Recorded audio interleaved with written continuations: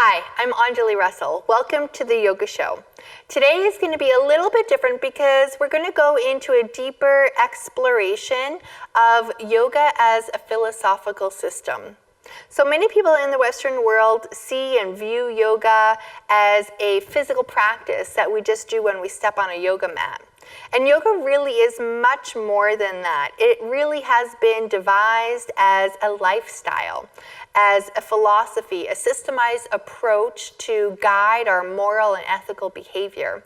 And there are many ways that we can incorporate yoga into our daily life, and we're going to start exploring some of those ways by talking today about the Yoga Sutras. So stay tuned for an awesome show. I'm so glad you joined us.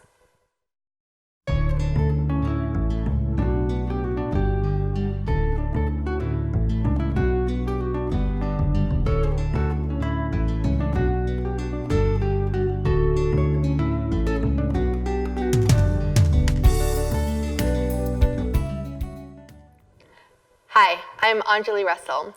Let's talk about the Yoga Sutras. What are the Yoga Sutras? A lot of people in the Western world begin their journey to yoga with physical postures. And there is a base understanding that this is all that yoga really is. And for some people that may be true. The physical benefits achieved through moving through postures and focusing on the breath provide enough benefit for some people. Except there's this whole philosophical system that goes alongside of physical poses, and some people might even say precipitate it. It goes before it. And I would be one of those people. The Yoga Sutras, to me, guide the stage of my life. It's a set of philosophical statements that guide my actions, my thoughts, my behavior, that allow me to understand more about myself than I ever have before stepping onto the path of yoga. So what are the Yoga Sutras? The Yoga Sutras are compiled in a text. And they were compiled by a sage or a group of sages that identified themselves as Patanjali.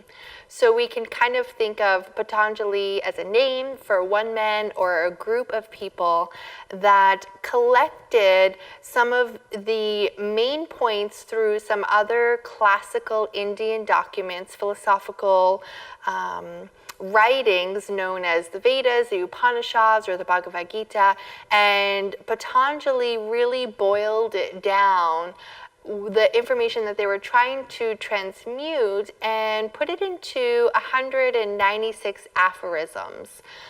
So an aphorism is just a short statement or a sentence, and called it the Yoga Sutras. So sutra translates literally as thread. And so these threads, or these pearls of wisdom that are meant to guide our behavior, that are given to us so that we might be able to understand more about our mind and what yoga really is. So let's talk about some of those concepts.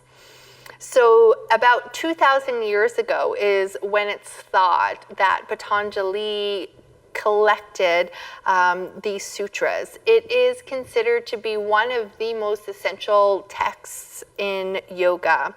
And sutra translates as thread, and all of these threads together portray a systemized approach, so step-by-step approach to our path of yoga and how we can follow it.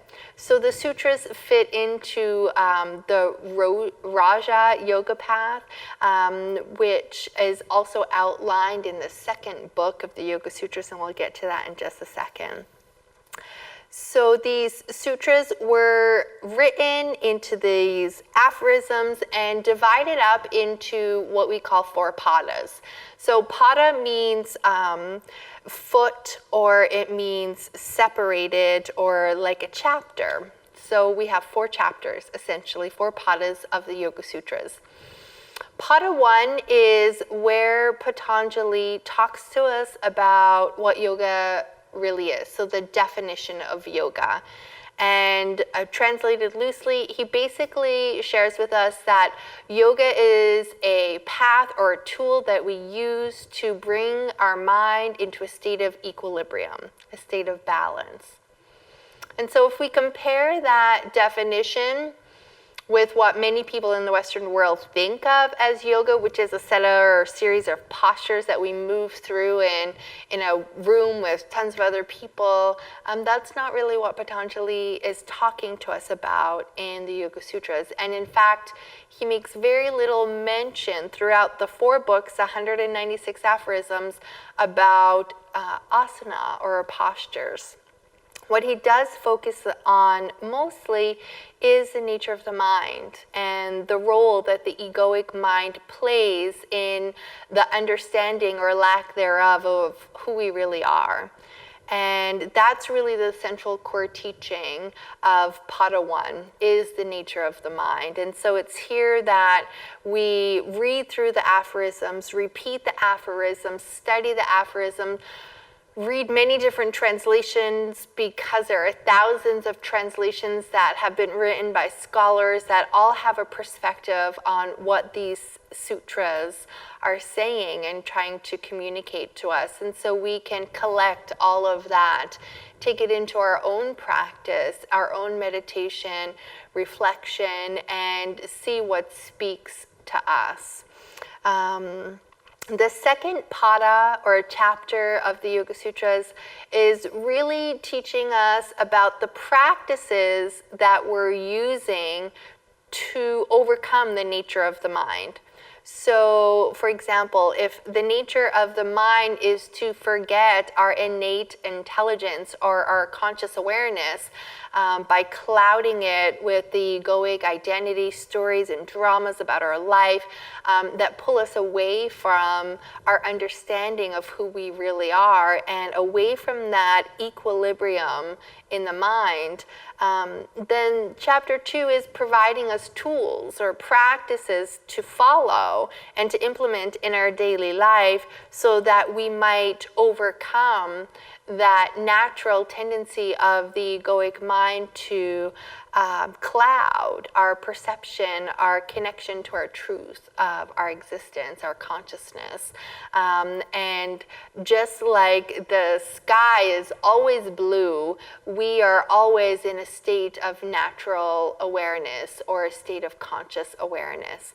And when that sky is blue and the clouds come across the sky can begin to look gray, and we might make statements like, oh, it's really cloudy outside, or it's so gray today. We forget that the blue sky is just right behind the clouds. And the same is true for our mind. We have thoughts and stories and experiences that come through our mind that cloud the judgment and our connection to that natural state of our own bliss, our conscious awareness. And the practices that we use are outlined to come back to that state of awareness, to come back into a peaceful, content awareness that we are everything and enough and whole and pure joy and happiness and peace. And so those are the kinds of emotions and thoughts that we can connect to when we think about what it might feel like to be in that state of being. So Patanjali has outlined the 8-limbed path as a systemized approach of what to do, beginning with the yamas and the niyamas, which is a set of 10 principles to guide our personal behavior, both externally and behaviors for our own internal practices. And we start there with an understanding of how to live in the world and how to be at peace within ourselves by implementing those moral codes and principles. And then we move into asana. We move into the physical poses as a tool to calm the mind, to bring us back to the state of equilibrium. That is the definition of yoga. And we use pranayama techniques for the same outcome. After implementing these techniques and allowing ourselves to move into a point of concentration, a one-pointed concentration where all of our focus is, these are the 3 tools that we use to cultivate that state of balance. And that's known as dharana. So we move into a state of concentrated awareness that eventually becomes absorbed into this being. It moves into a state of meditation, which is different than doing meditation. And we have tools and techniques to practice through asana, through breathing, through focus, through meditation.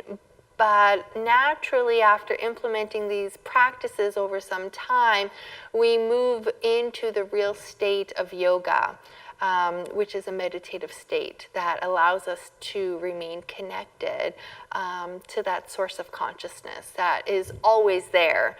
But sometimes we over-identify with the ideas of the ego about who we are, and that egoic identity that has been cultivated through our personal experiences and through our life, just a natural course that we walk, the process of forgetting so that we might remember.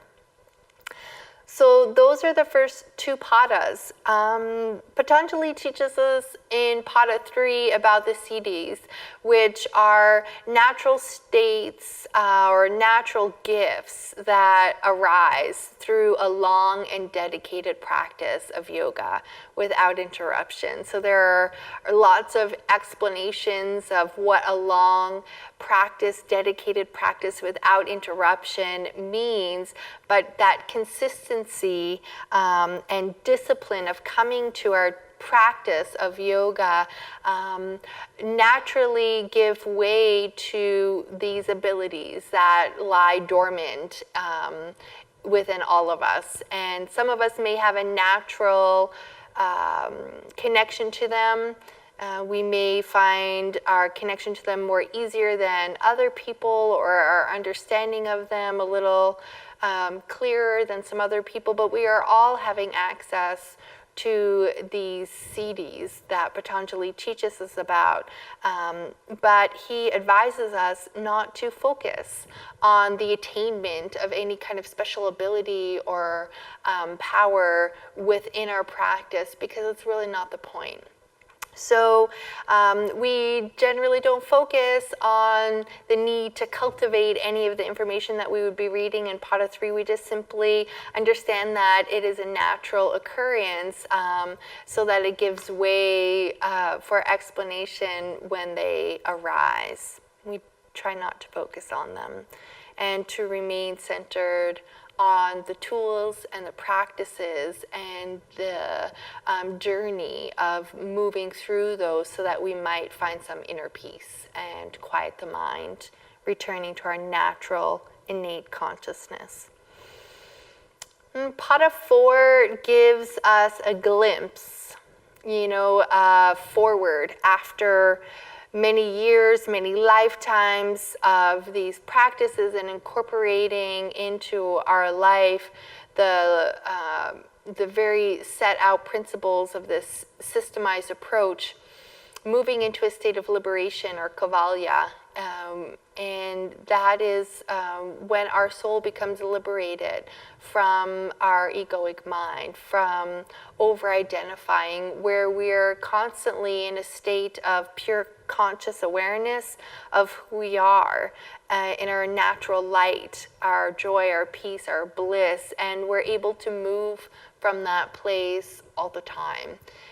And this is when we think of enlightened sages or beings that have lived on the earth or currently live on the earth, and they are unaffected by the desires and wants, the needs of the ego, and live instead from a place of blissful contentment in their true identity of oneness with universal consciousness. And so we as individual aspects of that consciousness become remerged with the universal consciousness and move from a place of knowing that connection always. So, and that is a kind of a brief introduction and layout of the four padas in the Yoga Sutras, and really the idea behind incorporating more knowledge and connection to this philosophical system that guides our practices is to give us our understanding of why we're practicing. What is that feeling that draws us back to our mat time and time again when we're laying in Shavasana, having this out-of-body experience of just pure contentment or joy, and being able to see ourselves clearly without that haze, those clouds covering up our own innate intelligence. And it allows us to move through our practice with a different awareness, a different understanding. And so finding ways to learn more about the Yoga Sutras, to learn the 8 limbs, to learn it and begin to understand and reflect and think about some of the major themes and concepts that Patanjali teaches us about our mind and the practices and the cities and kind of what we're all moving towards in this reconnection of our universal souls together. It provides a depth to our practice and some meaning to our life.